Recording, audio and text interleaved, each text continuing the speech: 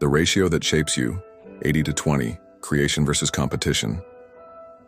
Every human mind runs on a balance of two forces: competition, the urgency to outperform, to win, to prove; creation, the desire to build, to express, to expand beyond what's been done. These aren't good versus bad. They're lenses, and depending on your life experience, one will be your default. Let's define the two. 1. 80% competition, 20% creation. This person's subconscious has been trained to move when there's a rival, when someone else is doing more, when they feel behind, overlooked, underestimated. That pressure, real or imagined, becomes their spark. Their success is driven by tension, by the desire to outpace. Their body is optimized for fight or flight. Tense jaw, fast eyes, constant scanning. What's everyone else doing? Where am I ranked? Who do I have to outwork today? They can create, but only once they've dominated the field. Their best creations often come after they win, not before, because to them, winning earns the right to build, not the other way around. 80% creation, 20% competition. This person's subconscious moves when they see a blank space, a future that hasn't been built, a thought no one's expressed. They don't run on rivalry. They run on resonance, on internal signal, on the unshakable clarity that something inside them needs to come out. They feel competition, they just don't need it.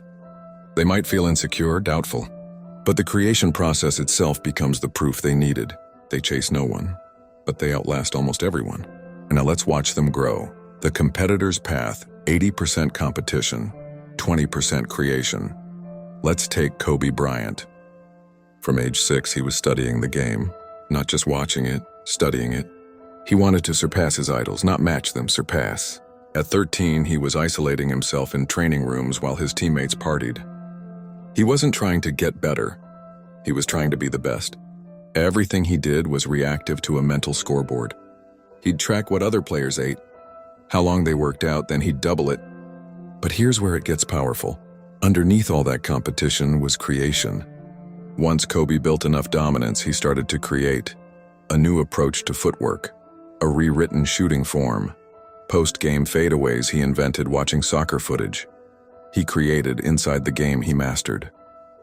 He needed to compete first, but his legacy was sealed through what he built. The creator's path, 80% creation, 20% competition. Now enter Nikola Tesla. He didn't train to beat anyone. He didn't show up to race Edison. He showed up because he had visions in his mind that kept him awake at night. He'd pace hotel rooms until his hallucinations turned into blueprints. He could walk into a factory, visualize a machine in his head, and adjust the angles, and without touching a single tool. That's not motivation.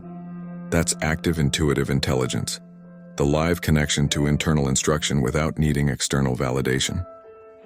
Tesla competed just enough to protect his work, but he didn't create against anyone, he created beyond them. And here's what's wild. Tesla's ideas were so advanced, we're still catching up to them a century later. He didn't win a race. He built a new map. So what's the lesson? Your ratio defines your emotional triggers. If you're 80% competition, you'll move fast when you feel challenged. But you may hit a wall when no one's looking. Your nervous system is trained to fight. You win the day, but the inner voice fades in silence. If you're 80% creation, you'll build slowly but deeply. You might feel exposed early on. People might not get you at first, but your fuel doesn't need an audience. It multiplies from within. And which one is better? Neither. You're not supposed to erase competition. You're supposed to place it where it serves you. Use 20% of it to keep urgency. Use 80% of creation to keep clarity. Compete with the creation itself. Compete with the version of you who knows how much more could be expressed. Compete with what your future self would have already finished. That way, you get the fire of competition without becoming dependent on someone else's pace.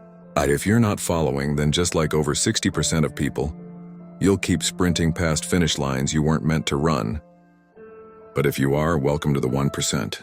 And if you're ready to build from a place of internal command, not reactive pressure, the 33 shifts in the bio were built to do just that.